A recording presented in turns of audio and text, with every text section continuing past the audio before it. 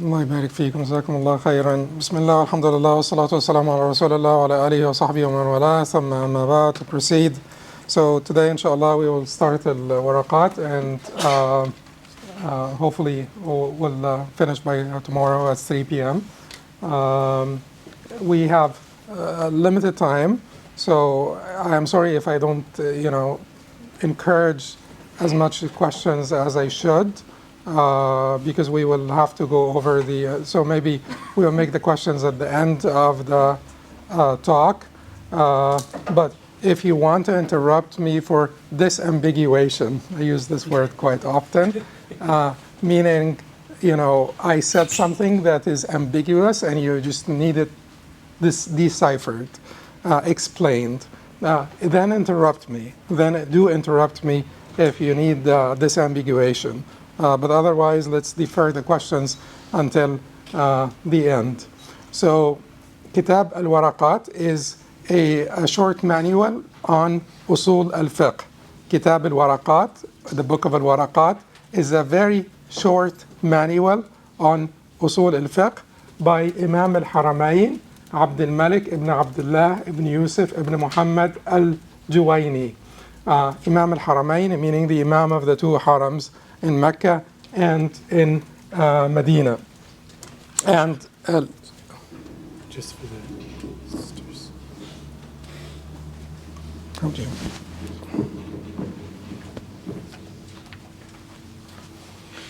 Yes. That's loud. So Imam al-Haramayn, meaning the Imam of the two Harams in Mecca and Medina, and he died in the year 478 after Hijrah, rahimahullah ta'ala. So it's a very short manual, and that is why he called it Al-Waraqaat, which means what? Al-Waraqaat is plural of waraqa. Waraqa is paper, but we have different types of plural. We have a plural of paucity and a plural of abundance. The plural of paucity, jam' al-qillah, would be al-waraqat. The plural of abundance would be al-awraq. So he used the plural of paucity intentionally to tell you that this is a very short manual. This is, level 1 for beginners to be introduced to the topic or the discipline of Usul al-Fiqh or principles of jurisprudence. Usul al-Fiqh, principles of jurisprudence, or you may translate Usul al-Fiqh into the Islamic legal theory or the legal theory of Islam.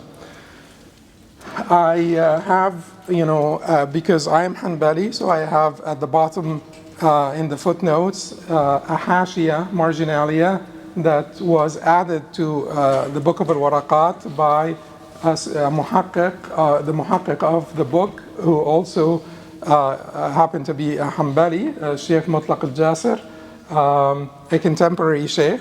So he made tahqiq of the book Al-Waraqaat, and he added a Hanbali marginalia where he pointed out the differences between the Shafi'i madhab, which is the madhab of Imam who wrote the book, and the Hanbali madhab.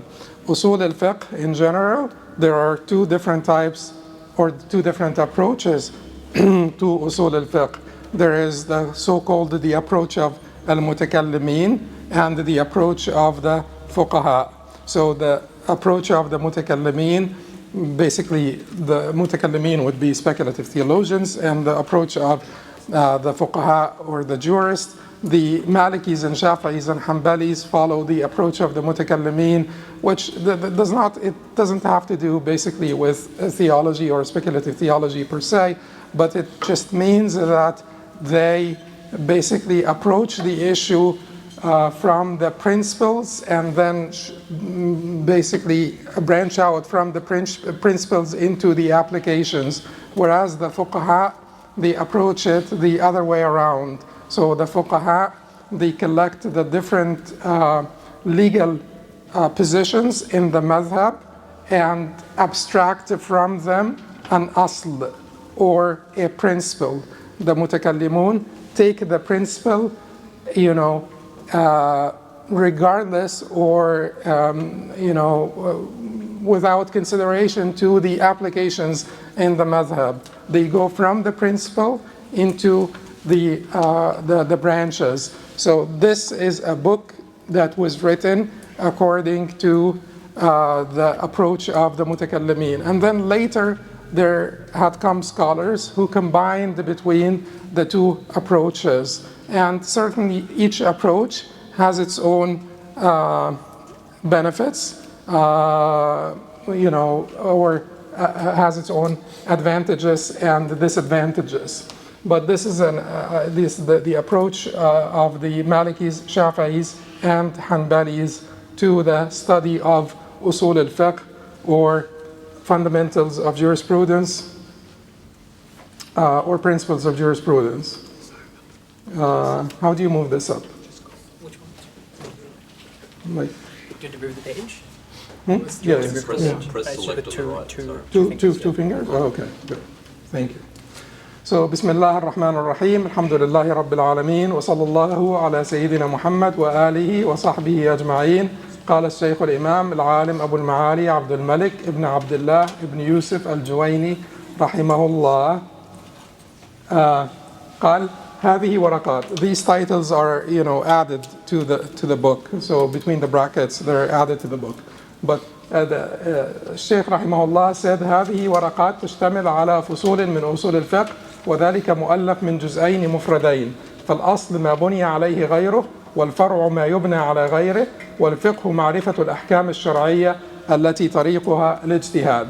So he said these are pages or papers that comprise sections of the principles of jurisprudence, Usul al-Fiqh, which is composed of two distinct parts. The word Usul al-Fiqh is a composite word. It's a composite word because it is made of two parts, Usul and then al-Fiqh. So this is part one, this is part two. So what he will attempt to do here, and we will not follow the same order as the author. We will skip a little bit and come back. We will cover the entire book, inshallah, but we will follow the sort of a different order just to make things easy and the flow a little bit more natural. So he is talking about this composite word, because al-faz are either singular or composite, one word or composite. The concept of composite words, what do we mean by murakkab, composite? When it comes to the study of logic, a composite expression has to be a statement that would basically accept or that will be subject to acceptance or rejection. So a statement that would be subject to tasdeeq, to accept it, to believe it, or to reject it.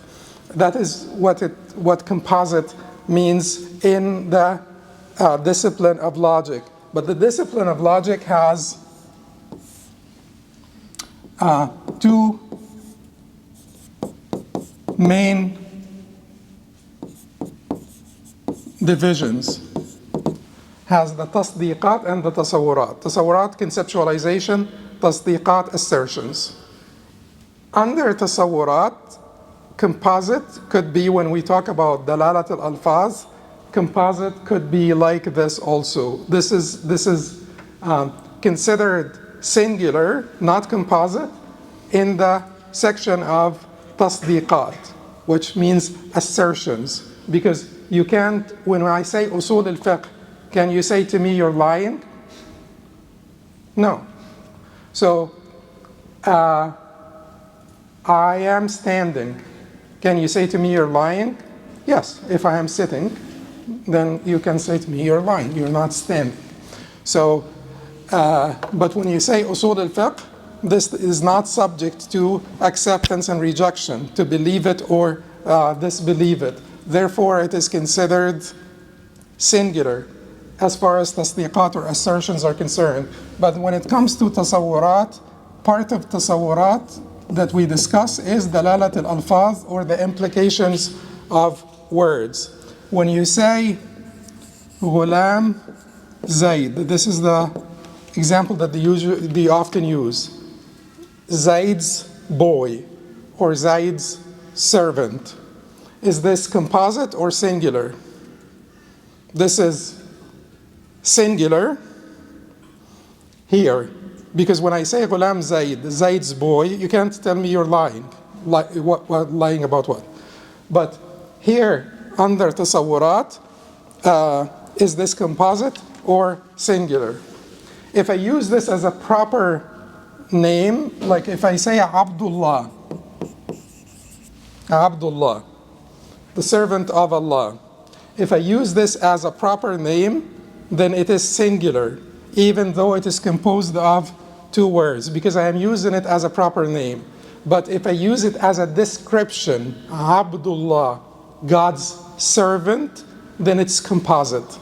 It's not singular, because each part of the expression means something independent. It means has a meaning. Part of the meaning of the entire expression is composed of the two parts. So Abdullah, the servants of Allah. The word Abd means the servant, and Allah, God, the servant of God.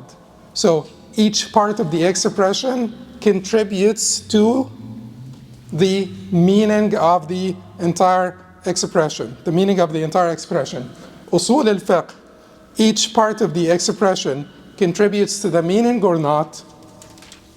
Yes. Then this is called composite expression.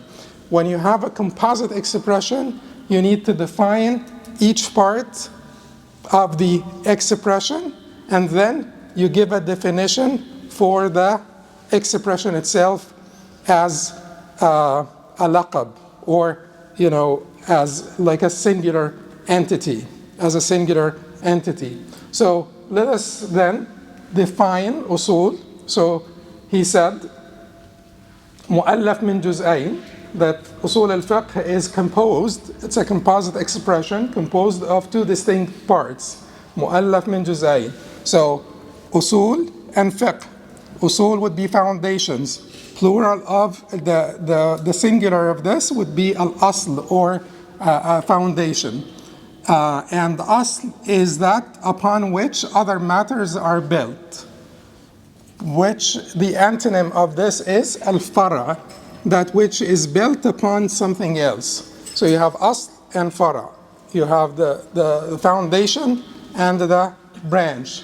Asl is that which upon which other matters are built. And then fiqh is the knowledge of legal rulings in the Sharia that are derived through ijtihad. Fiqh is about the legal rulings of Sharia that are derived through ijtihad. And then you have the Hanbali definition of fiqh here, معرفة الأحكام الشرعية الفرعية بالفعل أو القوة القريبة. It is basically defined as knowledge of the detailed rulings of the Sharia, whether actual or potential. That is proximate potentiality, but we will not just go over this in detail anyway. So usul al-fiqh is a composite expression made up of two words. One of them is usul, this means foundations, and then the other one is fiqh. Fiqh is the recognition of the legal rulings as they are deduced from their evidences, the evidences of Sharia. Okay, so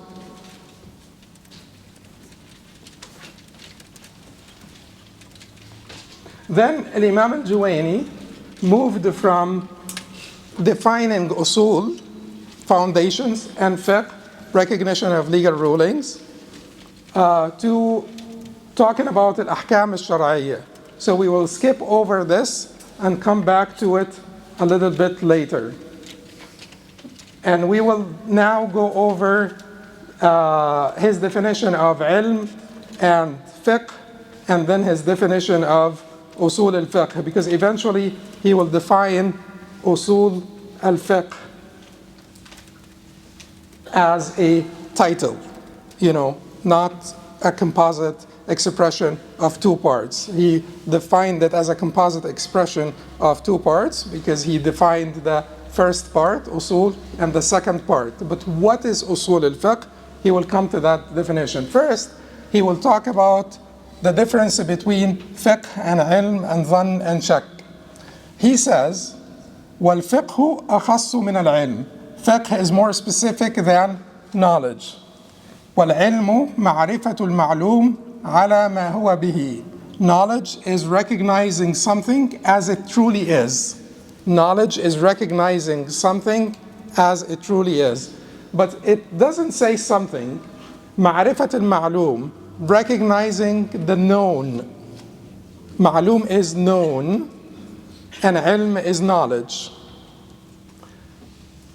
Here, and certainly it would be important for us to discuss some of these things because they will provide basically some motivation for us to learn a little bit more and to understand that there is more to it than this. So, is this definition a good definition? Why it's not a good definition? It's not very specific. Because, recognize العلم معرفة المعلوم على ما هو به. Knowledge is recognizing the known as it actually is or as it truly is. You can't know the known until you know knowledge, and you can't know knowledge until you know the known. The known, knowing that which is known, isn't it dependent on knowing what knowledge is? What knowing is? He says, العلم معرفة المعلوم على ما هو به. So, knowledge is recognizing that which is known, or knowing is recognizing that which is known as it truly is. So, they say that this would not be a good definition. Why? They say, وَلَا مَا يُدْرَى بِمَحْدُودٍ وَلَا مُشْتَرَكٍ عَنْ قَرِينَةٍ خَلَى وَلَا مَا يُدْرَى بِمَحْدُودٍ. A definition should not, this would be circular here. Because you cannot know the defined until you know the definition.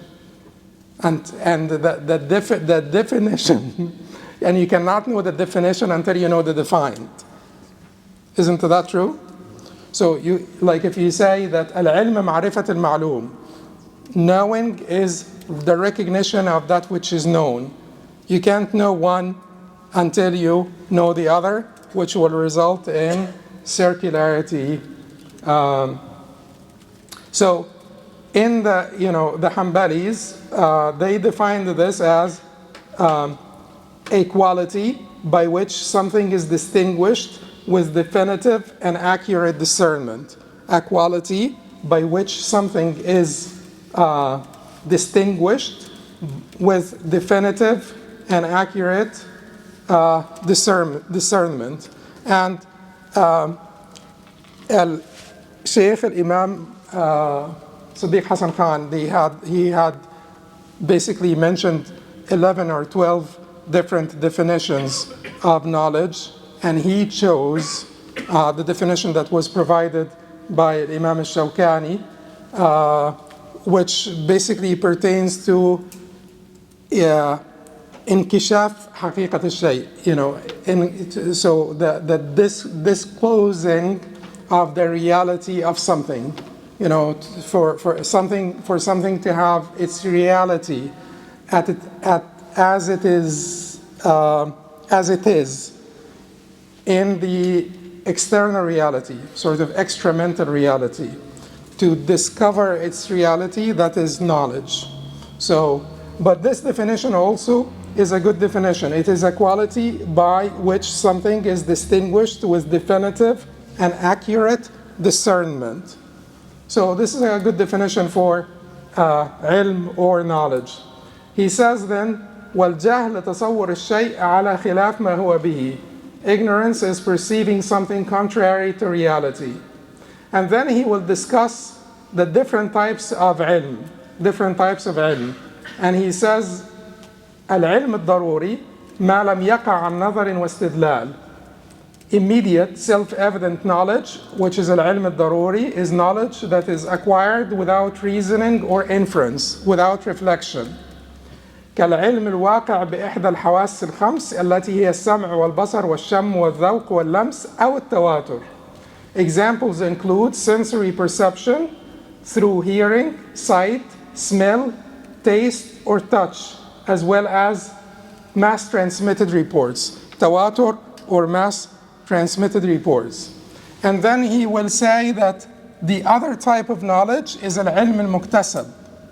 Al-ilm al-muktasab, or the acquired knowledge, is knowledge that depends on reasoning and inference.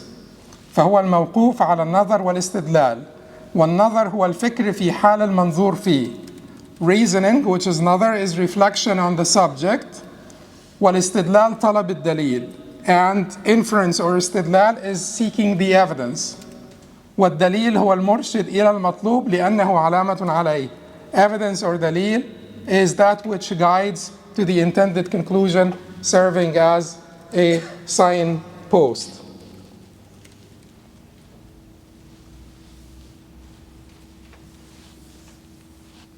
Okay, so is this definition, is this division a good division between علم ضروري, immediate self-evident knowledge, and acquired knowledge?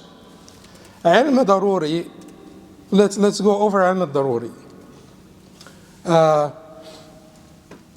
In السلم it says والنظري محتاج للتأمل وعكسه هو الضروري الجلي. Which means what? That knowledge is divided into two different types. There is daruri. You could call this, daruri would translate into Arabic as what? Necessary, right? But here it means what? Self-evident or immediate. Like you can't deny it. You can't reject it. 1 + 1 equals 2. You can't deny this, you can't reject it. It comes to you without thought, without reflection. Without thought, without reflection. This is one part of al-ilm al-daruri. Okay? Self-evident or immediate. The other division should not be al-muktasab or the acquired.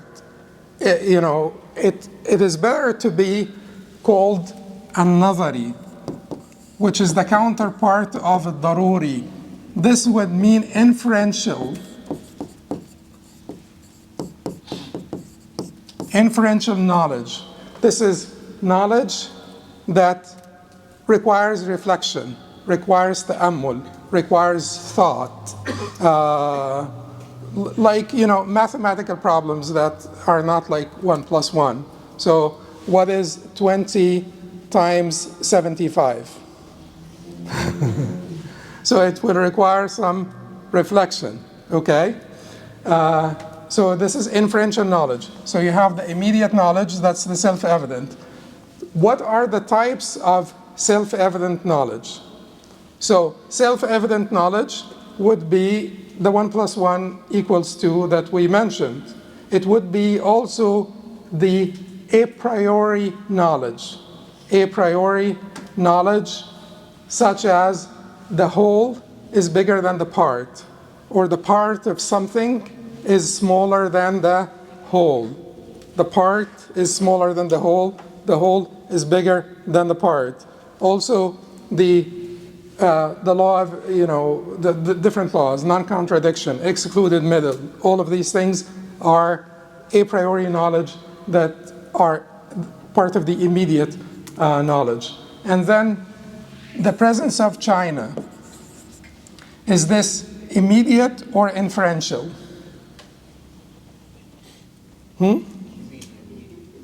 Immediate. Why?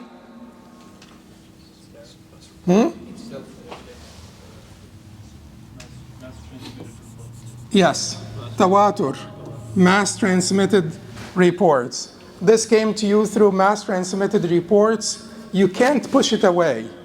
You can't push it away. It just comes to you like when someone talks to you about China, you can't deny the existence of China because of that, because it had come to you from so many different sources. So if we're sitting here and there are 7 or 8 different doors, and from the 7 or 8 doors, we get like 70 people coming in saying it's raining outside. You just ought to believe them, because it is sort of, impossible for them to collide, unless it is possible. But but if it is possible for them to collide, to agree on lying, then you'll have to believe them. So daruri then is the immediate knowledge, the knowledge that doesn't require reflection or doesn't require thought. Nazari is the knowledge that requires thought. Most of the knowledge is daruri or nazari. Most of it is nazari, requires thought. But without the daruri knowledge, you could be completely lost. We need the daruri knowledge. We need the immediate, self-evident knowledge to build on it, because eventually the nazari knowledge will have to go back to some daruri knowledge. It'll have to be based on some daruri or self-evident knowledge. Keep in mind that there are different concepts that are interrelated. So you have the daruri and the nazari knowledge. How does the a priori versus a posteriori knowledge relate to the immediate and the nazari, inferential knowledge? A priori, a posteriori. A priori is knowledge that is independent of your empirical experiences. Knowledge that is independent of empirical experiences. Does it always mean immediate knowledge? No. It can sometimes be inferential, but it is independent of your empirical experiences, such as a mathematical problem that you will need to reflect on, but it is not dependent. Arriving at the right answer is not dependent on your empirical experiences. Empirical experiences, your experience of the world with your senses, your hearing, your sight, and so on. So it is not dependent on your empirical experience. A posteriori is knowledge that is dependent on your empirical experiences. But the two types here that he wanted to basically tell us about are the daruri knowledge and the inferential knowledge. The inferential knowledge. Innate and muktasab. Innate is the fitri, muktasab is the acquired. So muktasab would be opposite to innate, right? Acquired, innate. Is this, is the acquired knowledge necessarily nazari or inferential, requires reflection? China. Is the existence of China innate or acquired? Acquired. Is it immediate or inferential? Immediate. So you can have the two together, immediate and acquired. It is acquired knowledge, but it is immediate. So these are all important differences. There is a difference between a priori, a posteriori, immediate and inferential, acquired and innate. Don't mix them up. Innate is built in, does not, it is built in. Acquired is something that you acquire from experience. You have acquired the knowledge of China. It is not built in. It is not the whole is bigger than the part. The whole is bigger than the part. Did you acquire this, or it is built in? It's built in. Built in. It's fitri knowledge. It is built in. And a priori, a posteriori, dependent on empirical experience, not dependent on empirical experience. And then you have the immediate self-evident versus the inferential. Okay.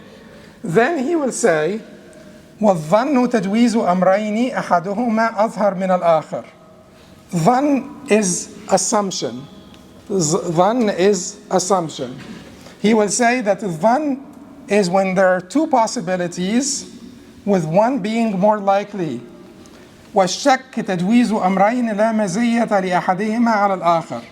Doubt is when there are two possibilities without a clear preference for either. So the types, so the spectrum from yaqeen to shak, the spectrum from yaqeen to shak. If we put that spectrum in numbers, yaqeen or certainty, yaqeen, and then shak or doubt, and then what is here on the other side? Certainty, yaqeen. I'll tell you why. So if you are 100% certain of the existence of something, if the existence of something is 100%, then you have yaqeen. That's positive yaqeen, yaqeen in the existence. If it's 0%, then yaqeen it's in its absence, 0%. If it is 50%, what is 50%? That is shak. That is what he says here. When two possibilities exist without a clear preference for either. 50%. So, what is al-dhann? Al-dhann is used interchangeably with ghalabat al-dhann, which means assumption or predominant assumption. They're used interchangeably. But al-dhann could mean a lot more than this. They're using al-dhann to refer to ghalabat al-dhann, predominant assumption. Predominant assumption. So what is predominant assumption? 51 to 99%. So what is it between 1 to 49%? What do we call this? We call this al-wahm, conjecture. Conjecture. So predominant assumption. So in the middle there is doubt. You have two possibilities without any one of them outweighing the other.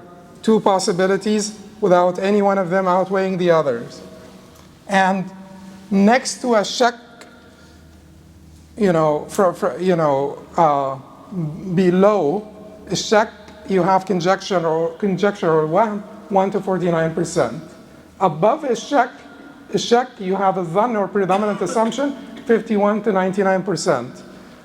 Once you get to the 100%, it's yaqeen. Once you get to 0%, it's yaqeen. Okay.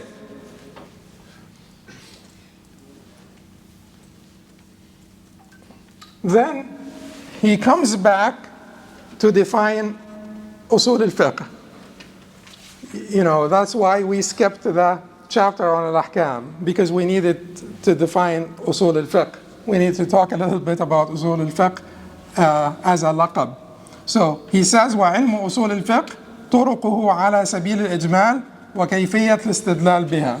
The science of usul al-fiqh addresses its evidences in a general manner and how to use them for the derivation of rulings. So in the Hanbali definition, it is the knowledge of the principles through which legal rulings are derived. It's the knowledge of the principles through which legal rulings are derived. So let us talk about usul al-fiqh. Usul al-fiqh, how many are ayat al-ahkam in the Quran? The verses in the Quran that address rulings, fiqh rulings. About, people have the different, estimations it depends on how clear or how direct the ayat are on the ruling, or how direct the inference from the ayah. The ruling can be directly inferred from the ayah, or not directly inferred from the ayah, or if the ayah is meant to point to the ruling, or the ayah is certainly talking about a story and we're deriving from the story some rulings and things of that nature. But the ayat that are addressing rulings, that are directly addressing rulings in the Quran are 500, about 500 verses. How many are the hadith of the Prophet ﷺ in general, without repetitions? About 300,000. 300,000. How many of these ahadith address rulings, ahkam, shara'iyya? About 10 to 12,000. 10 to 12,000. Now, how many scenarios are there? How many issues? How many legal rulings are out there? We're not talking about instances where you have to basically craft the fatwa based on circumstantial variables, because the number then will be unlimited. He came to you, they're asking about abortion, the baby is 36 days post-conception, they want whatever, they have these circumstances, the baby has this particular condition, trisomy 13, whatever it is that they have, or the baby has that, or the mother is sick, or the mother. So if you add the circumstantial variables, you're talking about unlimited number. But forget about the circumstantial variables. How many rulings do we have in the fiqh books? 2 million. 2 million rulings. How do you get from 500 verses and 10,000 hadith to 2 million rulings? That's usul al-fiqh. That is how we got from a finite number of textual evidences to almost infinite number of instances, rulings, and applications. How you deduce the 2 million rulings from the 10,000 hadith, that is usul al-fiqh. That is the knowledge of usul al-fiqh. Okay, so fiqh is the understanding. Fiqh in Arabic means understanding. Fiqh in the language, the vocabulary, the vernacular of the Prophet and the companions and the tabi'een meant proper understanding of the deen in general. Fiqh معرفة الأحكام الشرعية المستمدة من أدلتها التفصيلية or المستفادة من أدلتها التفصيلية is the recognition of religious rulings as they are deduced from their sources, which are the Shara'i evidences, the Quran and the Sunnah and so on. That is a terminological definition that's a later definition. So Imam Abu Hanifa had a very beautiful definition of fiqh. He said, معرفة النفس ما لها وما عليها. It's one's recognition of the rights and obligations.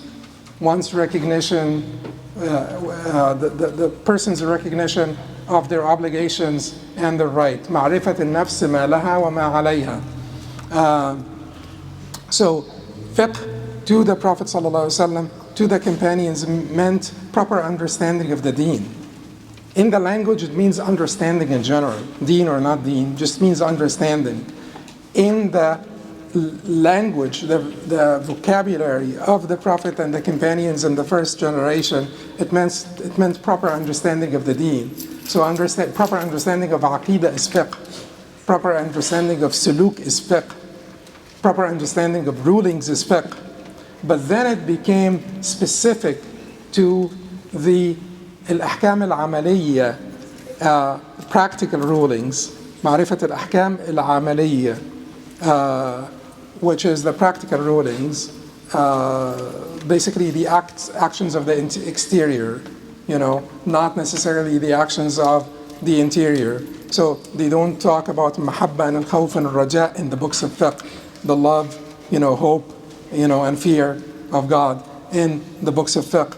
Isn't that fiqh? Of course, it is fiqh. In terms of, proper understanding of the deen, it's more important, فَعْلَمْ أَنَّهُ لَا إِلَهَ إِلَّا اللَّهِ. It's more important to have proper tawheed and to learn about tawheed than learning about, how to use the lavatory, right? Of course. But fiqh is about al-ahkam al-amaliyya. It's about the sort of the rulings of the exterior, external, the practical rulings of the exterior. So that is what, so fiqh, let's talk a little bit more about fiqh to understand it. So fiqh is comprised of 2 divisions or 3 or 4 divisions. So if you want to divide fiqh into 2 parts, it is ibadat, worship,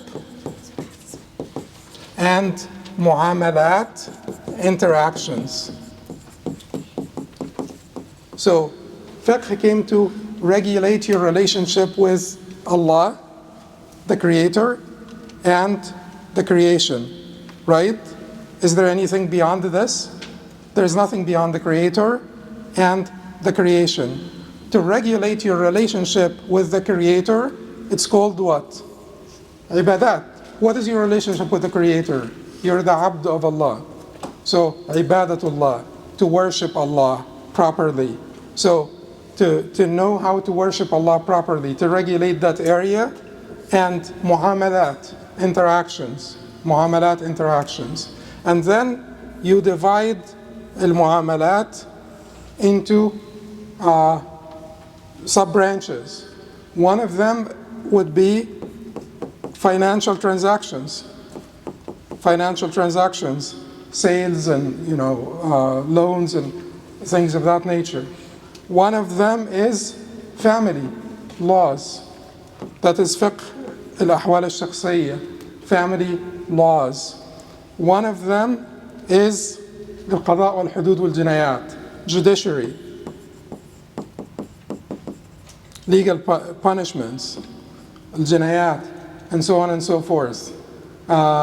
So your relationship with the creations would fall under one of these categories. So the creations are either equal to you or unequal. Your relationship with the law itself and your relationship with the judiciary is not on equal footing, right? This is equal. This is equal. Your relationship with family members is equal. Financial transactions, you're transacting with your equals. But your relationship with the law, it's not a relationship between equals. So, but anyway, so these are the different, so you can sometimes divide it into 4. You make this 1, 2, 3, and 4. 1, 2, 3, and 4. What about al-adab al-shar'iyya, religious etiquettes, how you behave with yourself? That is not basically a relationship between you and Allah or a relationship between you and His creation. It is a relationship between you and the creations because you are one of the creations. But how do you behave yourself? How, there is no interaction in you walking into the bathroom with your left foot, for instance, and out of the bathroom with your right foot. That's not an interaction with an equal creation. It's not, but this is basically adab shar'iyya, adab shar'iyya. There are separate books for al-adab al-shar'iyya.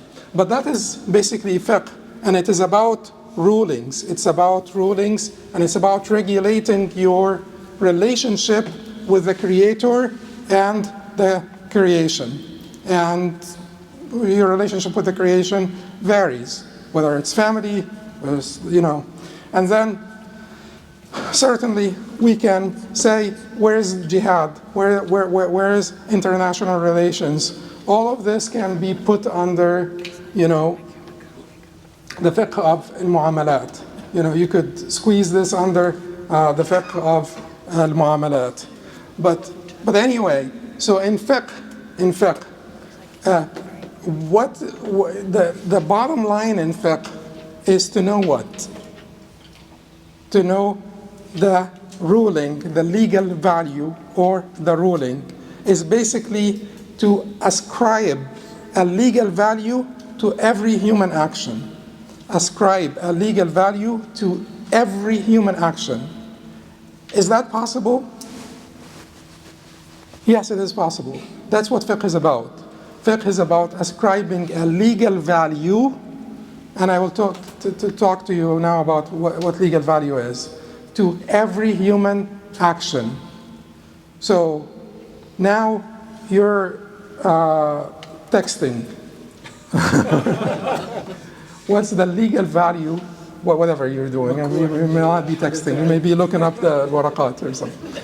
So what is the legal value of this? So it depends on what you're doing. Depends on if it's urgent or not. It could be makruh. But anyway, no. So scratching your head. What's the legal value of scratching your head? Huh? Mubah. Okay, good. So what are the 5 legal values? And I'll tell you that sometimes they could be 7, but let's use the 5. The Malikis, Shafi'is, and Hanbalis consider them 5. The Hanafis consider them 7, and I will tell you the difference because it's not very consequential. But the 5 legal values would be mubah in the middle, so permissible. That is in the middle. This is neutral. Neutral or not? Neutral. There's no reward or punishment. It's mubah. And then you have wajib, obligatory, mandatory, however you want to call it, here. On the opposite side, you have haram, prohibited. Between mubah and wajib, you have mustahab, recommended. And between mubah and haram, you have makruh, disliked, right? These are the 5 legal values. The knowledge of fiqh is basically to assign one of these 5 legal values to every human action. Scratching your head, mubah. Reclining, mubah. So still, everything. So everything will fall under mubah until you have something to move it, That is in customs. But in ibadat, al-asl al-tawqif. You wait for divine authorization to call something an act of devotion. You wait for divine authorization. But at any rate, if this is fiqh, does the Quran tell you this is wajib, this is mustahab, this is makruh, this is mubah? Do you ever find this in the Quran? Does the Prophet ﷺ himself, speak like this? The hukm of this is wajib, the hukm of this is haram, the hukm of this is... Does the Prophet speak like this? No, the Prophet does not speak like this. But Allah says, aqimus salah, establish the prayers. What's the ruling? The faqih will need to tell you the ruling. The Prophet ﷺ sometimes can give you like a command, man istadmara falyutir. If you clean yourself after using the lavatory, do it an odd number, do it an odd number, like an odd number of wiping. So, what is this? So what's the difference between aqimus salah and falyutir? Let him do it an odd number. That is what the fuqaha will basically attempt to do. To tell you aqimus salah means wujub, and to tell you falyutir means istihbab. And sometimes they will tell you that a command would mean ibaha. If a command came after a prohibition, it means ibaha. If a command came after a prohibition, it would mean ibaha. But they're all commands, But this is what usul al-fiqh will be about. Usul al-fiqh, and that is why I had AI help me with this. And it took some time because it was having difficulty understanding. But anyway, what is the tree? Oh, wait a second. How do you fix it? Click on the eye down Here? there. Okay. So, what is the tree? Okay, or actually I can, the tree is here, evidences. What is this? The fruit. Rulings. Ultimately, that's what you're after, right? Rulings. What is the question mark? Methodology. Who's this? The mujtahid. And that's what usul al-fiqh, this is the entire discipline of usul al-fiqh. That's what usul al-fiqh talks about. Those 4 different segments, eventually I have legal evidences. I have text, Quran, Sunnah, and so on. I need rulings. I want a methodology to derive the rulings from the evidences. So that is what Usul al-Fiqh is about. They add to this the mujtahid and the muqallid and ijtihad and istifta and the sifat al-mufti and different things that pertain to the person who is exercising ijtihad, who's using the methodology that is provided by Usul al-Fiqh to derive rulings from the evidences. So, Imam al-Juwayni talks here about abwab usul al-fiqh. Abwab usul al-fiqh. So, he talked about the definition. And we said that the fiqh, usul al-fiqh are the qawa'id through which you deduce rulings from the evidences. Evidences could be a count word. So in legal usage. So the usul al-fiqh are the principles, are the qawa'id that will enable you to derive rulings from the evidences. When we talk about any science, how do you introduce a science to new learners?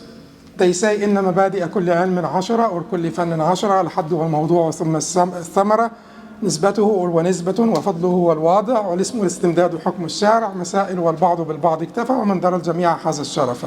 So there are 10 principles that you need to go over. Al-Had, the definition, and we went over the definition.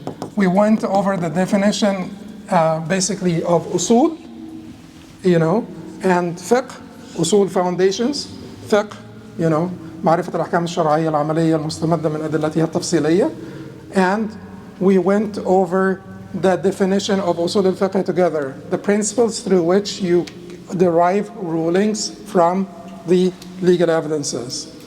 So, al-had, al-mawdu' is the subject matter.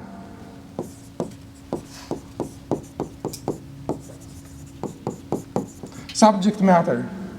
That which, whatever the science investigates, whatever it is that the science investigates, is the subject matter of this science. So what is the subject matter of medicine? The human body is the subject matter of medicine. And you may add the human body and soul also because, but they don't recognize the soul. But, anyway. But there is psychiatry anyway, it's part of medicine. So there is something there that they can't figure out, but there is something there. Anyway, الحد والموضوع ثم الثمرة. الثمرة is the fruit. The fruit or the benefit. What's the benefit? The benefit of this science. And we didn't go over the subject matter of usul al-fiqh yet. I will come back to the subject matter of usul al-fiqh. The benefit of usul al-fiqh is to enable you to get the 2 million rulings from the 10,000 hadith. Get 2 million rulings from 10,000 hadith.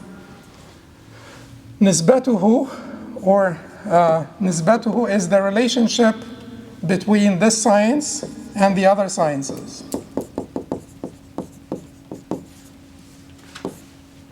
Fadluhu, the virtue. Al-Wadi'.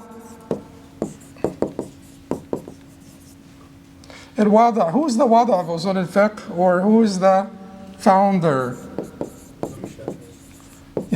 Certainly the Sahaba knew Usul al-Fiqh, it was in their mind, but the person that put it in formulas, the first one to do this was Imam al-Shafi'i rahimahullah. So, al-ism al-istimdad, al-ism, the name, al-istimdad, the source,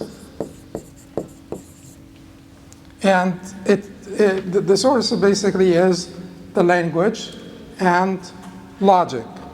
Logic not in the sense, necessarily in the sense of Hellenistic logic, but logic, reason. Let's say reason, not logic. Reason. Okay. الاسم الاستمداد حكم الشارع. So the ruling of learning this knowledge. So the ruling of learning fiqh, the ruling of you learning the fiqh of salah is what? What is the ruling of you learning the fiqh of salah? Wajib, you have to. So you have to means wajib. Okay. What is the ruling of you learning usul al-fiqh? It's called fard kifaya, collective obligation, communal obligation, collective obligation. We will have to have enough scholars, to basically provide guidance to people. So it's a collective obligation. It is not an individual obligation, it is a collective obligation. Masail basically this is what we will talk about here. The different topics or issues that are addressed in this knowledge, and this is what he talks about here when he talks about Abwab Usul al-Fiqh, the topics of Usul al-Fiqh. So what does Imam al-Juwayni say about the topics of Usul al-Fiqh?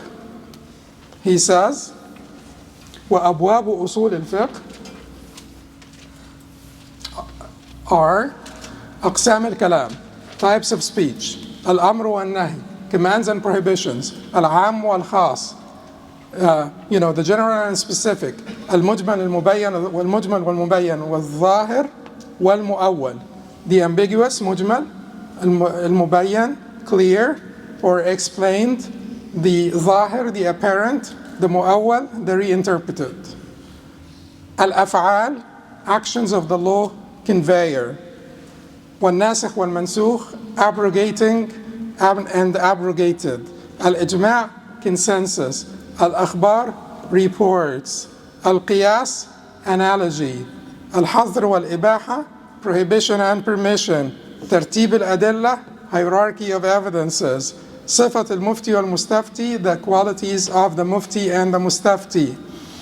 And أحكام المجتهدين, the rulings of mujtahideen.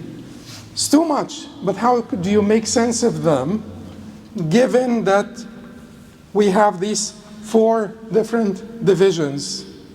So the blue belongs to the methodology.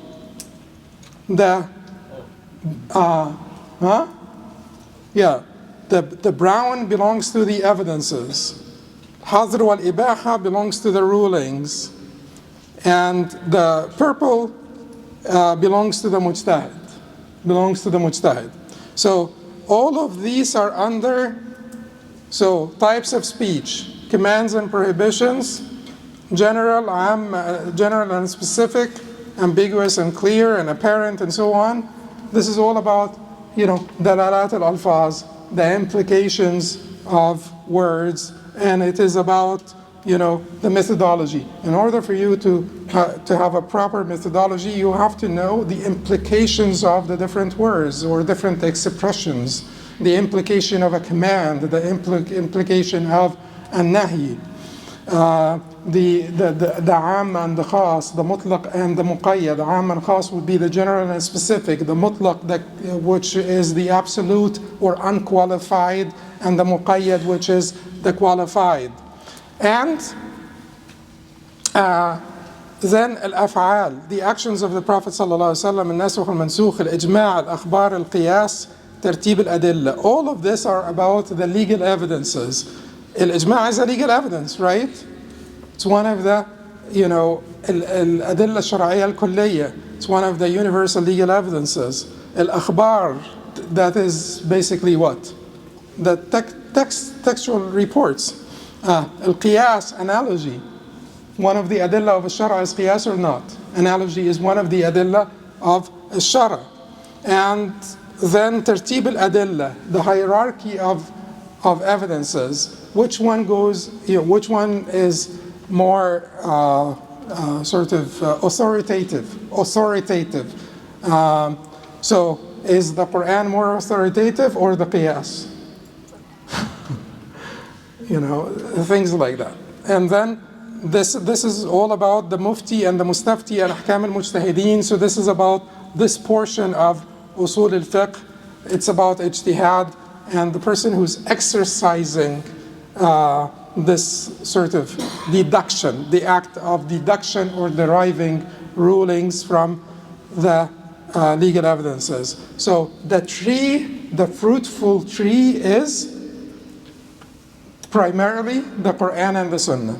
The fruitful tree is primarily the Quran and the Sunnah. And now we will have to cultivate from that fruitful tree the actual fruits, the legal rulings. So every time someone asks you what is the ruling of this, you will give them a simple answer: wajib, and we all know what wajib means, mustahab, and so on and so forth. I told you that the Hanafis divide them into 7, not 5. So they break the wajib into 2 divisions. One of them is fard and the other is wajib. So they make a distinction between fard and wajib. This is not going to be very consequential because eventually you're required to do both and you're sinful if you don't.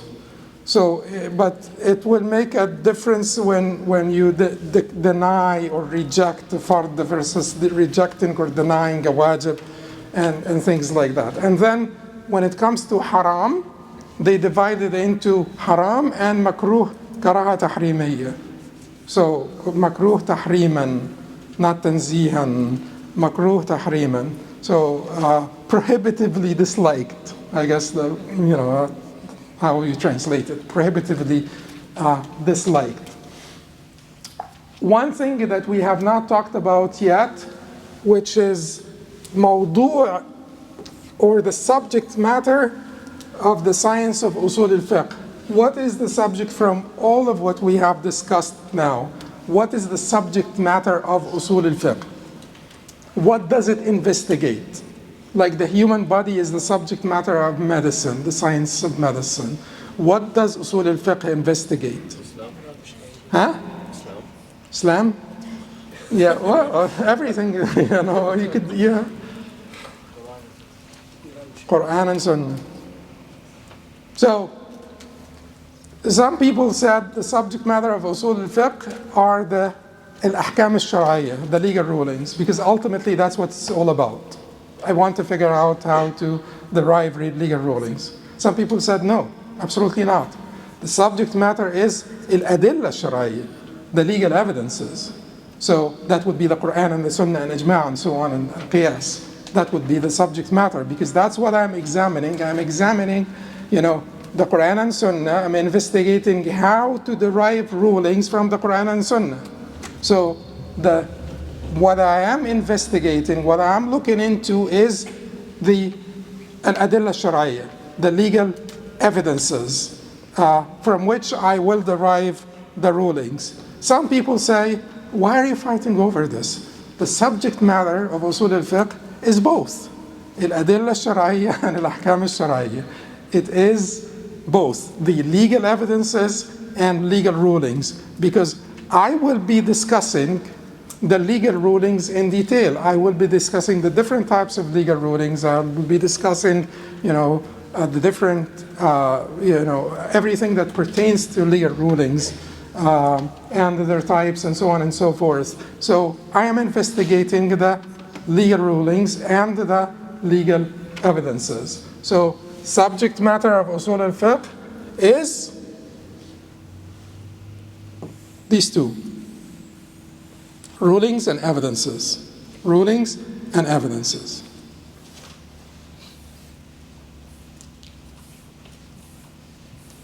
Should we go back now? Yes, we should go back now. Because I skipped over this, because we wanted to first finish these principles, these mabada, introductions to Usul al-Fiqh and to finish the definition and so on. Now let's go back to Anwa' al-Hukm, or types of rulings. Everything that's between brackets is added. It's not, the Imam al-Juwayni's original work. So then, and certainly these are not Imam al-Juwayni's, diagrams. So he says, he said, rahimahullah, والأحكام سبعة الواجب والمندوب والمباح والمحظور والمكروه والصحيح والباطل. The rulings are 7. Wajib, mandub, wajib obligatory, mandub recommended, mubah permissible, mahzur that is prohibited, haram, makruh disliked, sahih valid, batil invalid, and then he basically described them. فالواجب ما يثاب على فعله ويعاقب على تركه. Obligatory or wajib, actions that are rewarded if performed and punished if omitted. and punished if omitted. Is that a good definition?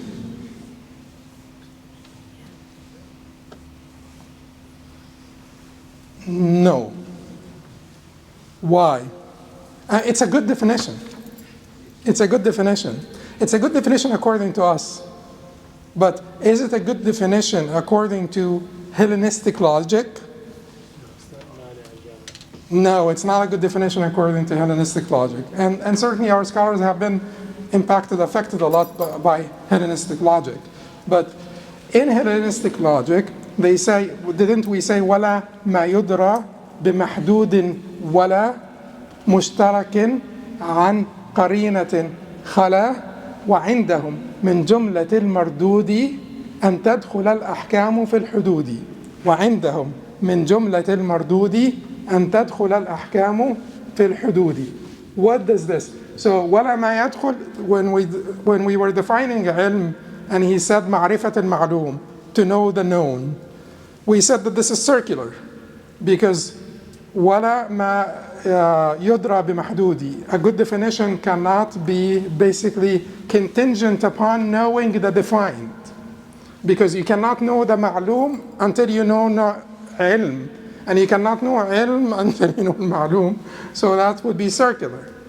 And then we said it's a quality by which, the reality of something is revealed, or as the Hanbalis defined it, distinguished. A quality by which things, are sorted out, distinguished precisely and truly as they are in the reality. So, but then, what is wrong with this definition? What is wrong with this definition? The wajib here is being defined by its consequence. And you cannot define something by its consequence. That is what they say when they say وَعِنْدَهُمْ مِنْ جُمْلَةِ الْمَرْدُودِ أَنْ تَدْخُلَ الْأَحْكَامُ فِي الْحُدُودِ. Part of what is rejected in the definitions is basically to define something by its ruling. To define something by its ruling or its consequences. So, what would be the wajib if you want to define the wajib? A good definition. This is good enough for us, But a good definition from a Hellenistic logic from the perspective of Hellenistic logic would be ما أمر به على ما أمر به أمرا جازما. That which was emphatically demanded, to sort it out from al-mustahab. Mustahab is umira bihi, it has been demanded, it has been ordered, but it has not been emphatically demanded. So al-wajib has been emphatically demanded. Al-mustahab is not emphatically demanded. That's why we call it recommended.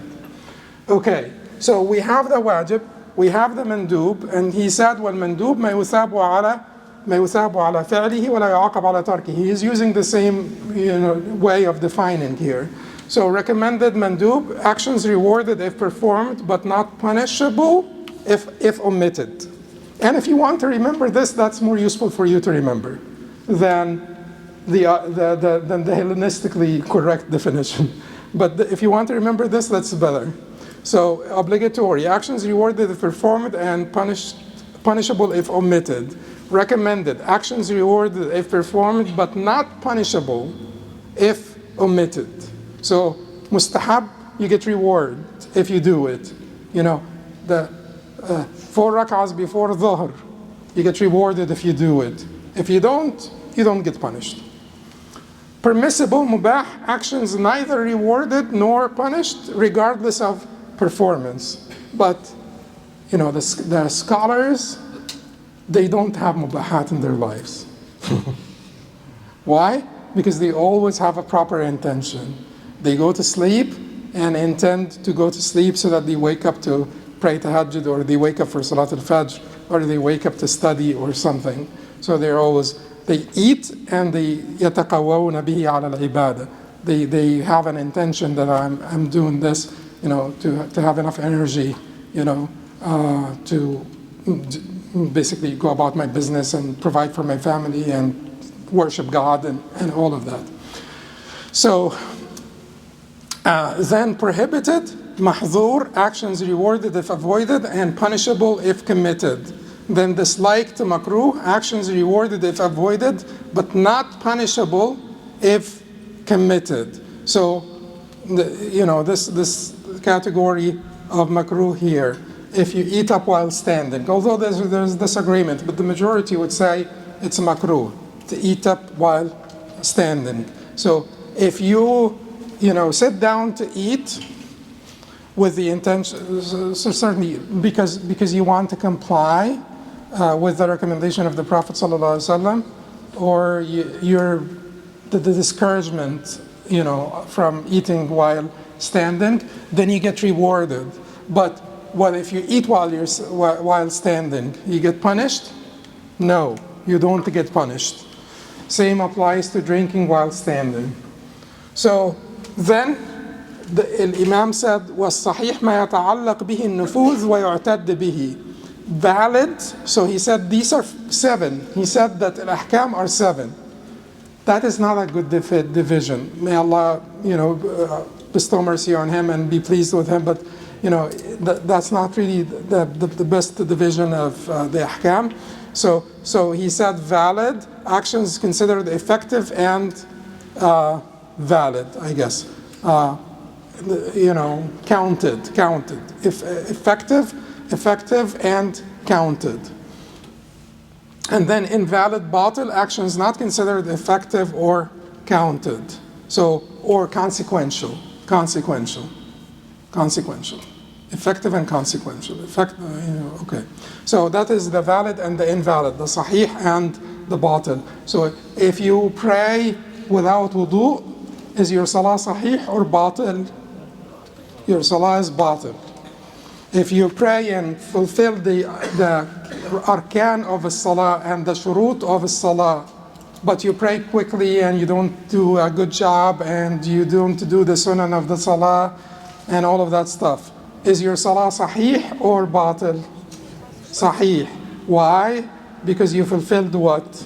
The conditions, the shurut and the pillars, the arkan. The shurut and the arkan. Okay, but what is the better division of al-ahkam? Here is the better division of al-ahkam. And certainly, it's not like I know more than Imam Juwayni, of course not, but we have the ability now, we have the bird's view now, we can benefit from this imam and that imam and so on. And Imam Juwayni wrote this book for the beginners, and he said it's waraqaat. That's a plural of what? Paucity. Because he's telling you, this is just like something, just to get you started. Just something to get you started. Okay. So, but, for better conceptualization of the concept of al-ahkam al-shar'iyya are divided into 2 major types. Ahkam taklifiyya, ahkam wada'iyya. Ahkam al-wada' or ahkam al-taklif. Wada'i and taklifi, the difference between them is what? Taklifi means prescriptive. So these are the 5 rulings that we talk about. Prescriptive, taklifi. This is about taklif, wajib and mustahab and mubah and makruh and haram. So this is easy, right? Taklifi. These are this at the end of the day, that is what we want to know. That is what the mustafti asks about. That's what the mustafti is asking about. But then you have al-hukm al-wada'i, which is declarative, not prescriptive, declarative. To declare something to be this or to be that. And then you have 2 different types of ahkam wada'iyya. You have the independent and the dependent.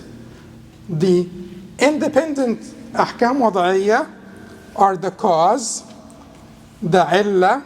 The cause is the sabab. The effective cause is the illah. The condition, the shart. The impediment, the mana. The impediment and the mana. Give an example to each one of these. What's an example on the cause? The cause. Moon sighting is a cause for the beginning of fasting. Cause. Is it the effective cause? Are we fasting because of the moon? No, it's not an effective cause. It's just a sabab, alama. You know, this is when you fast. When the sun reaches the, the zenith, you pray dhuhr. Is this the effective cause? No, it's not the effective cause. Effective cause would be consequential. A cause would be just a alama, a sign. This is when you pray or you fast. An effective cause will be like intoxication is the effective cause of prohibition of khamr, right? What is the effective cause of the prohibition of khamr? Illah of prohibition of khamr. Intoxication. Intoxication. Sukr. Okay, so that's the difference between cause and effective cause. In the area, generally speaking, in the area of ibadat, do we have more effective causes or causes? Asbab or ilal in the area of ibadat, acts of devotion. Asbab, because they're not, they're not comprehensible to begin with. Like you can't really figure out why you pray asr when the ظل الشيء becomes مثله or مثليه depending on the madhab and stuff. When the the shadow becomes equal to the object or twice as much. So this is a cause. This is not an effective cause. This is not why we're praying. But I am not drinking because it's I'm not drinking this particular drink because it is intoxicant. And that's the effective cause. So in the area of mu'amalat, outside of the area of ibadat, the causes are usually comprehensive, consequential, effective. That is why we call them ilal. Keep in mind, all of these are, sometimes the scholars have used them interchangeably, but sciences develop over time, evolve over time, and then you dedicate this term for this and you dedicate that term for that, but earlier scholars may have used them interchangeably. But in general, I want you to remember that outside of the area of ibadat, the causes are comprehensible and consequential. This is why we do this. This is why we do not do this. This is why we do this. This is why we don't do this. But in the area of ibadat, we just, listen and obey, and sometimes many things you cannot really provide a rational justification for them. Like, why do you pray dhuhr 4 rak'ahs? In the middle of the day, everybody is tired. Why not 2? And, subh would be 4 because you just woke up and you're fresh and stuff. So, anyway, you don't do this. You say, you listen and you obey. What is a condition? A condition is a shart. A condition is a shart. There are different types of shurut, but let us say, what is wudu? Wudu is shart fi صحة الصلاة, right? Condition of the validity of the prayer. If you don't make wudu, your prayer is invalid. There is then the condition shart al-wujub, the condition for something to be obligatory. Condition for something to be obligatory is different from condition for something to be valid. What is a mana? What is an impediment? Impediment is something that obstructs the ruling. Obstructs the ruling.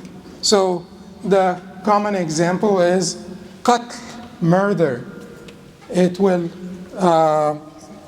deny you the right to inheritance. Deny you the right to inheritance. The Prophet ﷺ forbade giving inheritance to the murderer, al-qatil.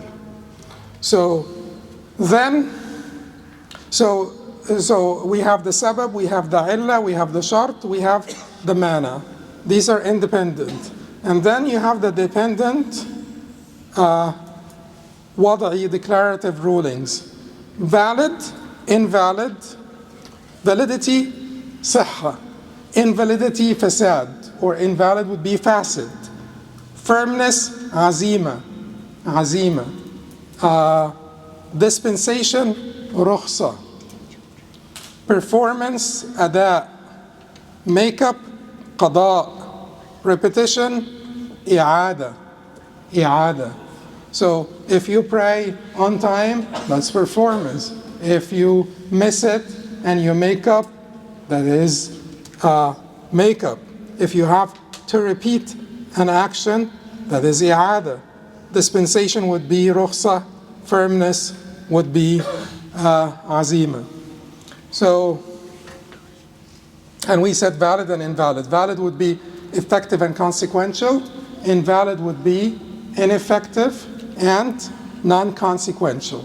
It didn't count. Your prayer did not count. Okay. So we did finish this. We will not go back to this because, I was having difficulty figuring out if I should go a little bit more in detail here or not. There is a lot more detail that we can go over there, but let's not waste a lot of time.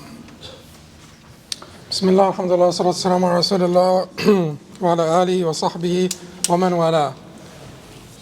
So I just wanted to tell you, al-azima, if we skipped over this, al-azima is the original ruling without any dispensations for excuses. So al-azima is you're praying dhuhr 4 rak'ahs.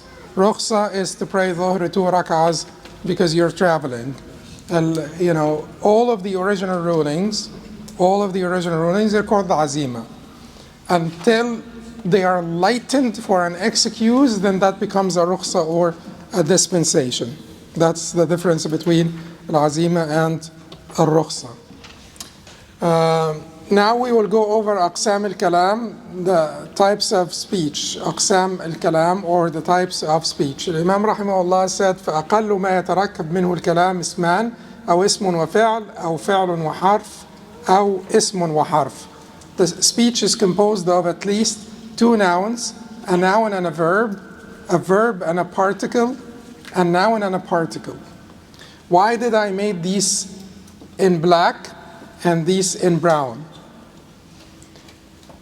Because these are controversial. Can speech be composed of a verb and a particle? Can speech be composed of a noun and a particle? So a verb, so 2 nouns. Muhammad is good. That is 2 nouns, Muhammad and good.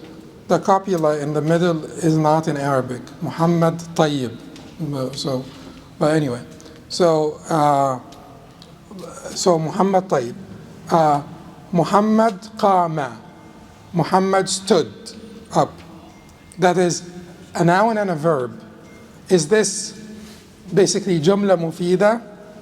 Yes, it is basically an expression, complete and informative.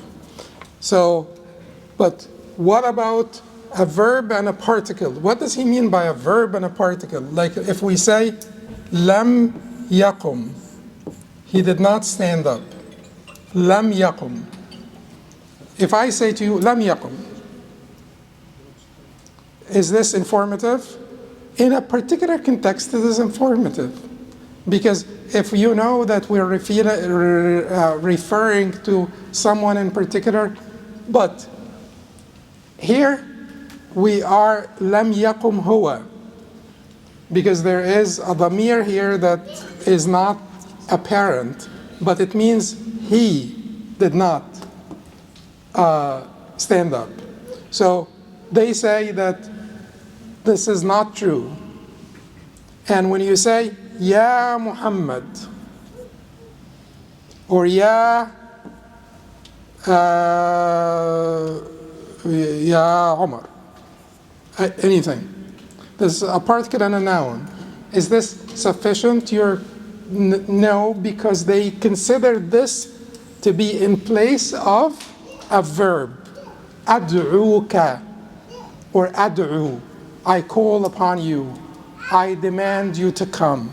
So it is not basically the majority of the scholars, the majority of the linguists, they say that in order for you to have an informative expression or statement, you have to have at least two nouns or a noun and a verb.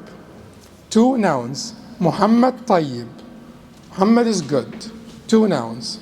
Muhammad Qama. A noun and a verb. Muhammad stood up. Okay.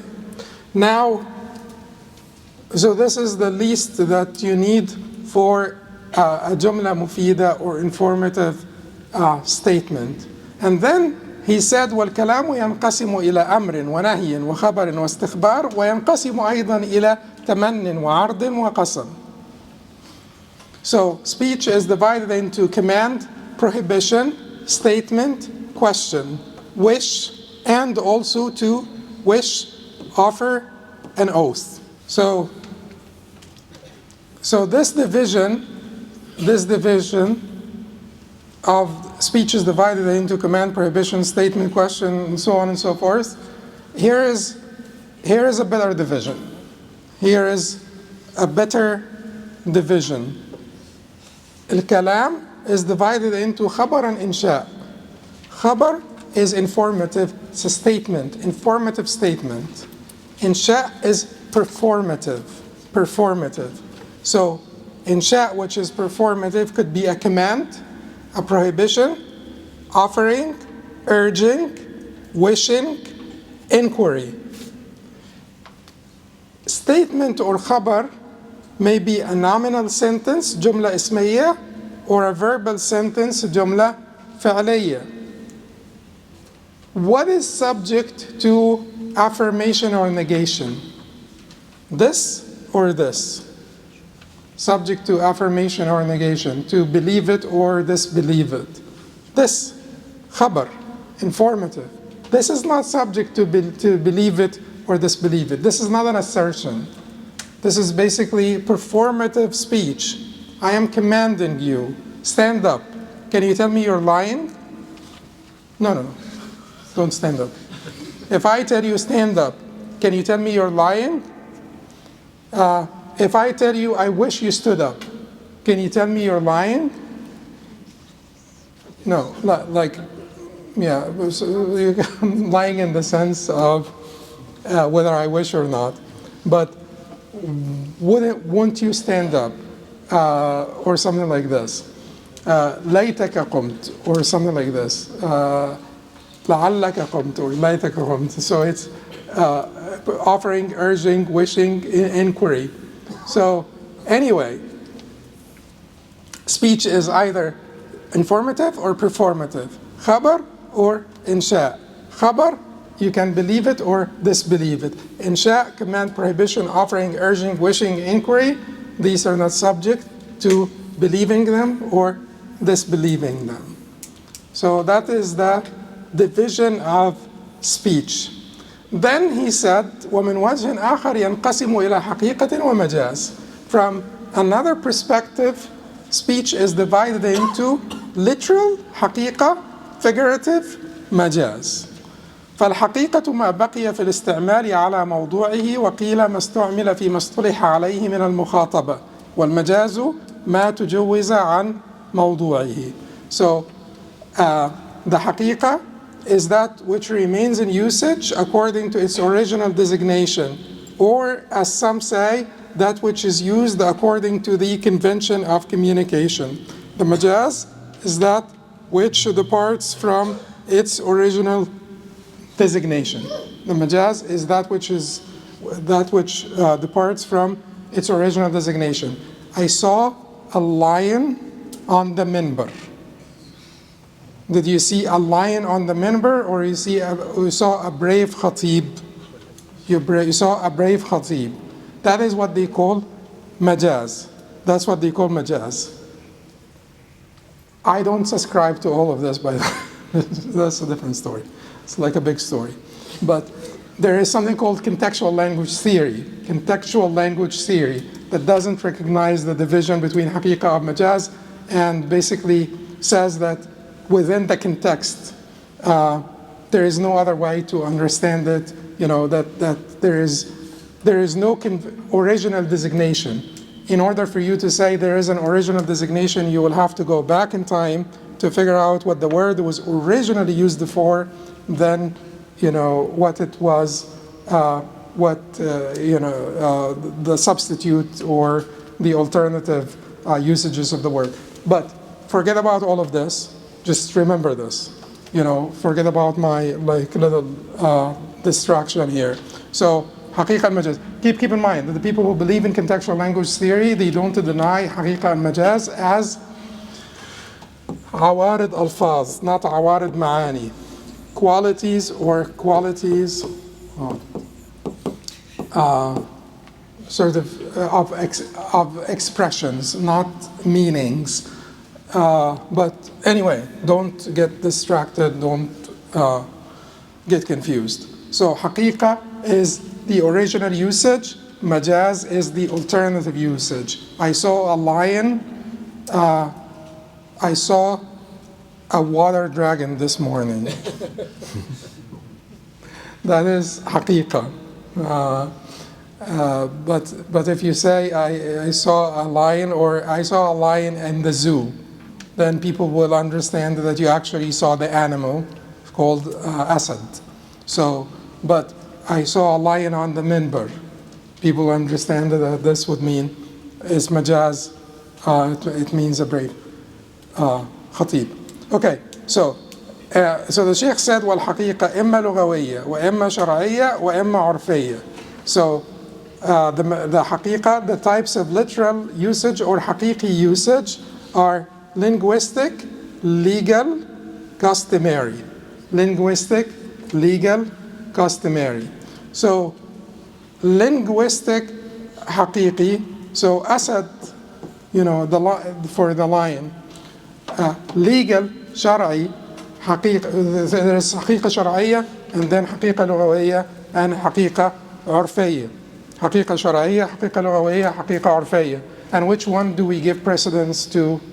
So, what is salah? What is the haqiqah of salah in the lugha, in the language? Dua. And where does it come from originally? Sila, connection. Connection or sila. But what is the haqiqah of salah? It's the particular ritual that starts with takbir and ends with taslim and so on. So then al-haqiqah al-lughawiyya and al-haqiqah al-shar'iyya here are different or not? Different. So which one takes the precedence? Haqiqah al-shar'iyya. The shar'i haqiqah takes precedence. So then what is customary or urfi? What is al-haqiqah al-urfiyya? So if lahm, for instance,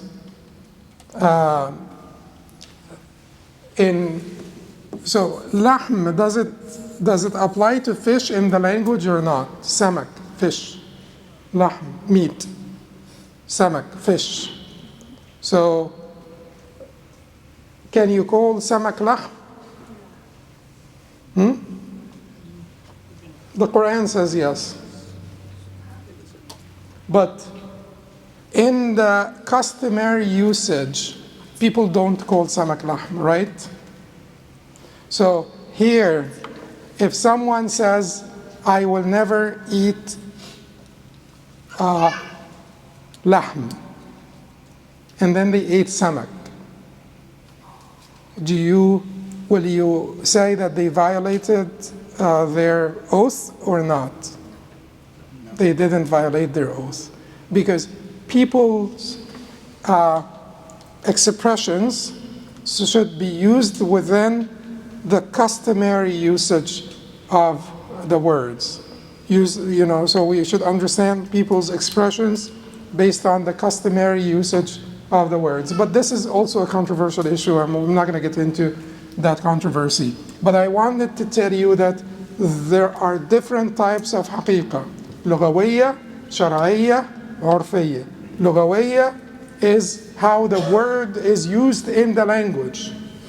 عرفية is how the word is used customarily, in people's usage, or like ordinary people's usage. شرعية, the meanings that were given to certain words by the shara. Siyam means what? Abstention. But siyam in the shara is to refrain from eating and drinking and sex from dawn to sundown or sunset. So that is siyam in the shara. That is haqiqa shar'iyya. The haqiqa shar'iyya of the word siyam is that the definition.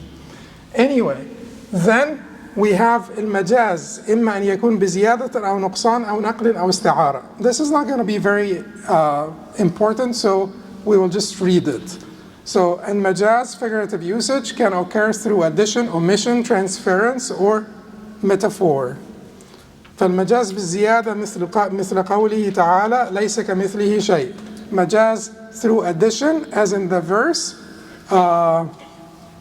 nothing, so this is Shakir's interpretation. Nothing like a likeness of him. ليس كمثله شيء. Nothing like a likeness of him, where the phrase like is an additional emphasis. So كمثله. Ka is like مثله, right? Ka is like, and مثله is like. So nothing like the likeness of him. So this is an addition. المجاز بالنقصان مثل قوله تعالى واسأل القرية. Majaz through omission, as in the verse, and ask the village, where the people of the village is implied. The people of the village is implied. So what did we omit? Ask the people of the village. واسأل أهل القرية. That is what is meant. So أهل was removed, and it just says واسأل القرية. Ask the village. But what is meant? He's not going to go ask the village, the walls. He will go ask the people of the village. Okay, and then والمجاز بالنقل كالغائط فيما يخرج من الإنسان. Majaz through transference, as in the word غائط, originally meaning a low place, but transferred to mean human excrements. Human excrements. So al-gha'it did not originally mean human excrements, but it meant, a low place, but because they went to this low place to defecate, I guess. Human excrements were called gha'it. Then المجاز بالاستعارة كقوله تعالى جدارا يريد أن ينقض. Majaz through metaphor, as in the verse, a wall that wants to collapse. Attributing intent to an inanimate object. Attributing, this is like an addition from me, by the way. The translation, I used a little bit of liberty to add a little bit to just make sense of. So, majaz through metaphor, as in the verse, a wall that wants to collapse. Attributing intent to an inanimate object. The wall does not have a will. But in the ayah it says, يُرِيدُ أَن يَنْقَض, describing the wall. The wall wants to collapse, is willing to collapse. Okay. Next would be al-amru wal-nahi. That's commands and prohibitions. So he said, wal-amru, everything between brackets is added, not the author's original work.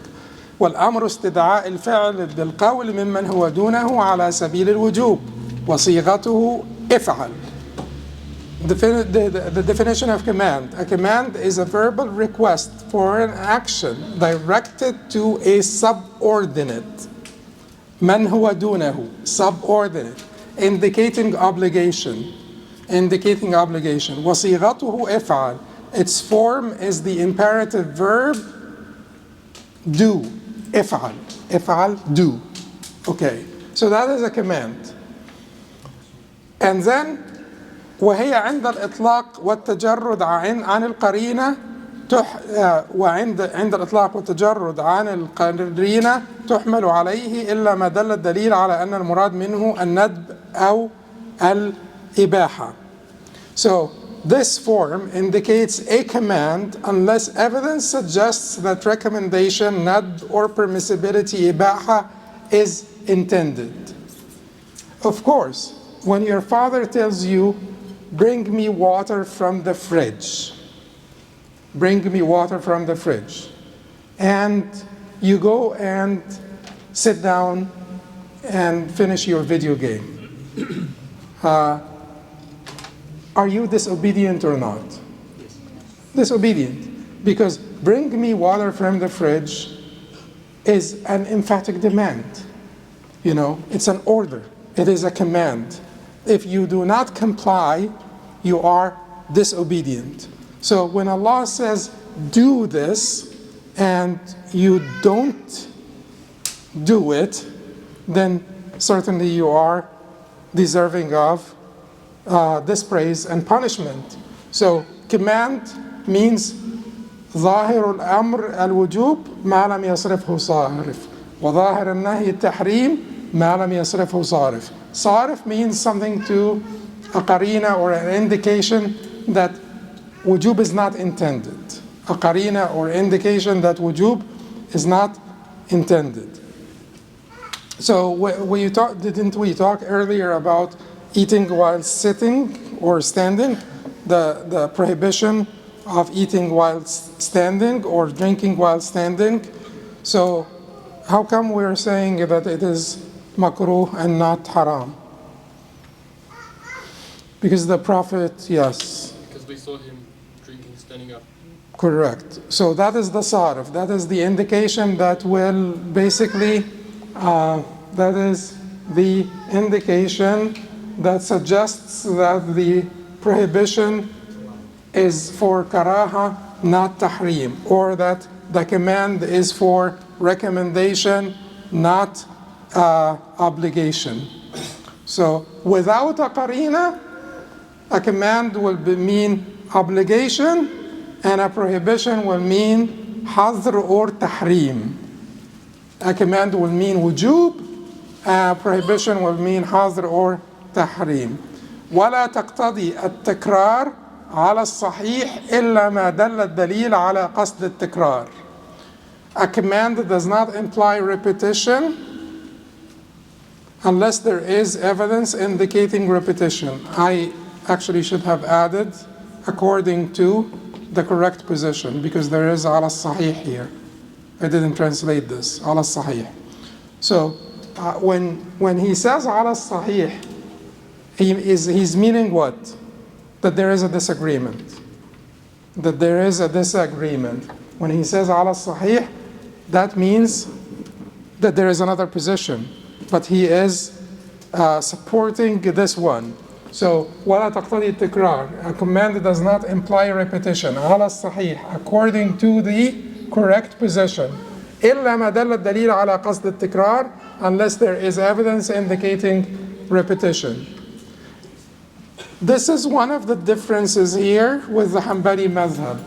A command in the Hanbali madhab indicates repetition as much as you can. You repeat as much as you can. So as-salah ala nabi sallallahu alayhi wa sallam, it's a command, you repeat as much as you can. يا أيها الذين آمنوا صلوا عليه وسلموا تسليما اللهم صل على محمد وعلى آل محمد كما صليت على آل إبراهيم إنك حميد مجيد. So a command, Sheikh says that it does not indicate repetition. It does not indicate repetition, according to the stronger position. And ولا تقتضي الفور. A command does not necessarily require immediate action. A command does not necessarily indicate or require immediate action. That's another difference with the Hanbali madhab, because a command in the Hanbali madhab requires immediate action. That is why you have this difference between Shafi'is and Hanbalis over the sort of immediacy, I guess if it's that's a word, of, yeah, I guess it's a word, of Hajj. So is Hajj immediately required? The Hanbalis will say yes. Once you have the means, you must go. The Shafi'is will say you're required to go, but it's not immediate. It's not immediate. Anyway, Dalalat al-Amr, the title is not from the Sheikh. والأمر بإيجاد الفعل أمر به وبما لا يتم الفعل إلا به كالأمر بالصلاة فإنه أمر بالطهارة المؤدية إليها وإذا فعل يخرج المأمور عن العهدة أو وإذا فعل يخرج المأمور عن العهدة. A command to perform an action also implies a command for all prerequisites necessary to fulfill it. Example, a command to pray includes the requirement for purification. And once the commanded action is performed, the individual is absolved of responsibility. The individual is absolved of responsibility. Then he says, تنبيه من يدخل في الأمر والنهي ومن لا يدخل في خطاب الله تعالى المؤمنون. تنبيه is not clarification. Anyway, تنبيه is like note. Note that who is addressed by commands and prohibitions. Who is addressed by commands and prohibitions. يدخل في خطاب الله تعالى المؤمنون. Believers are addressed in Allah's address. وأما الساهي والصبي والمجنون فهم غير داخلين في الخطاب. As for the forgetful, the child, and the insane, they are not included in the address. They are not included in the address. والكفار مخاطبون بفروع الشريعة وبما لا تصح إلا به وهو الإسلام لقوله تعالى ما سلككم في سقر قالوا لم نكن من المصلين. These believers are addressed with the branches of Sharia and the prerequisite for validity, which is Islam, because of the saying of the Most High, what led you to hell? They will say, we were not of those who prayed. لم نكن من المصلين. We were not of those who prayed. They are kuffar. So they went to hell because of kufr, but they said, we did not pray. Okay, so this is a big one that causes some, practically consequential. Are the disbelievers addressed by the rulings of Sharia, or they are not addressed by the rulings of Sharia? And why does it matter? So, who said they are addressed by the rulings of Sharia? So that's the majority. They said they are addressed by the rulings of Sharia. That's Malikis, Shafi'is, the dominant position within the Hanbali madhab, and a non-dominant position within the Hanafi madhab. Who said they are not addressed by the detailed rulings of Sharia? The dominant position of the Hanafi madhab and a non-dominant position within the Hanbali madhab. They said they are not addressed by the rulings of Sharia.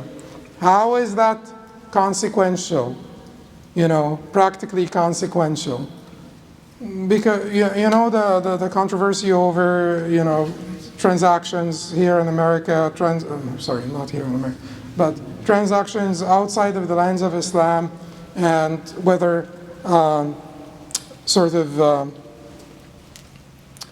whether non-compliant transactions outside of the lands of Islam would be permissible because the disbelievers are not addressed by the furu' of Sharia, and then many things will be consequential in many regards. Can you sell them stuff, food in Ramadan and stuff like this? So these are sort of practically consequential differences between the madhahib, and some of the scholars have taken a middle position. Imam Taqiyuddin ibn Taymiyyah rahimahullah said the middle position is that they are required by the things that would not be controversial between different between the different religions. So the basics of morality, like murder, things of that nature, but the things that are particular to our religion, they are not addressed by them, such as silk, the prohibition of silk for men, for instance, the prohibition of gold jewelry for men. And he cited the report that Umar ibn al-Khattab sent a silk garment to his disbelieving brother in Mecca as a gift, despite the fact of him being a man. So he said that these are things that would not be intuitively known as evil. These are things that do not have to be agreed upon in the different shara'a, but rather are more particular to our religion. They are not addressed by these, but they are addressed by the prohibition of fornication, the prohibition of murder and things of that nature. So that is why they said لم نكن من المصلين. Okay. Then the Sheikh said وَالْأَمْرُ بِالشَّيْءِ نَهْيٌ عَنْ ضِدِّهِ. A command for something inherently includes a prohibition of its opposite. A command of something, if I command you to sit, am I prohibiting you from standing? Yes, because you can't sit and stand at the same time. وَالنَّهْيُ عَنِ الشَّيْءِ أَمْرٌ بِضِدِّهِ. A prohibition of something inherently includes a command for its opposite. And then he says, وَالنَّهْيُ اسْتِدْعَاءُ التَّرْكِ بِالْقَوْلِ مِمَّنْ هُوَ دُونَهُ عَلَى سَبِيلِ الْوُجُوبِ وَيَدُلُّ عَلى فَسَادِ الْمَنْهِيِّ عَنْهُ. Prohibition is a verbal request to abstain from an act directed to a subordinate as an obligation. It implies the invalidity of the prohibited action. It implies the invalidity of the prohibited action. So, verbal request to abstain. When we say it implies the invalidity of the prohibited action, this is very practically consequential. Very practically consequential. And you'll find the Hanbalis to be the madhab that uses this most often. That is why in the Hanbali madhab, your prayer in a misappropriated land is invalid. Your prayer in a misappropriated land is invalid. Your prayer in which you use misappropriated water is invalid. Your prayer in which in a garment that is usurped, misappropriated, is invalid if the garment is needed to cover your awrah. Because here, the conditions or the pillars of the act of worship are fulfilled by something that is haram or that is forbidden. So, but this is a unique position within the Hanbali madhab. It's called mufradat. Mufradat meaning the sort of the peculiar positions within a madhab. Within every madhab there are mufradat. They are called mufradat al-madhab if the position is unique to the madhab and the other mazahib, the three other mazahib, do not uphold it. If it is a position unique to one of the four mazahib, they're called mufradat, peculiar positions in the mazhab. And that is one of them, because the Hanbalis take this to heart and apply it. Certainly, this is not basically taken all the way to, so if you're praying with a imama that is misappropriated, usurped, stolen imama, is your salah valid in the Hanbali madhab? Yes. Yes, it is valid. Why? Because the imama is not covering your awrah. Is not covering your awrah. You're praying with a gold ring. Is your salah valid? Yes. So, but if whatever is covering your awrah is usurped, misappropriated, then your salah is not valid. Or whatever is the water that is misappropriated is required because it's a condition of validity. Tahara is a condition of validity. Anyway, there is much discussion when it comes to fasad al-manhiya anhu. Then the Sheikh said, وترد صيغة الأمر والمراد به الإباحة أو التهديد أو التسوية أو التكوين. The form of a command may be used with meanings other than obligation, such as permissibility, ibaha, threat, tahdid, equivalence, taswiyah, or creation. When Allah says be, does that mean obligation? No, it's for creation, to be, and it is. Ibaha, كُلُوا وَاشْرَبُوا وَلَا تُسْرِفُوا. Eat and drink and do not be extravagant. So eat and drink here, is that a command that you have? No, it's not. It's ibaha. It's not wujub. It is permissibility. فانتشروا في الأرض وابتغوا من فضل الله. فإذا قضيت الصلاة فانتشروا في الأرض وابتغوا من فضل الله. And once the salah is finished, then disperse and seek, the fadl of Allah subhanahu wa ta'ala, the bounties of Allah subhanahu wa ta'ala. Is that obligation? No, it's not obligation. It's ibaha, and so on. So what would then tell you if the command is for obligation or not? Qarina. There has to be an indication that this command is not for obligation. You find that Imam Ibn Hazm, a great scholar, sometimes he holds, he would tell you, it's wajib and anta tantashir fil ard, because it's a command. But anyway.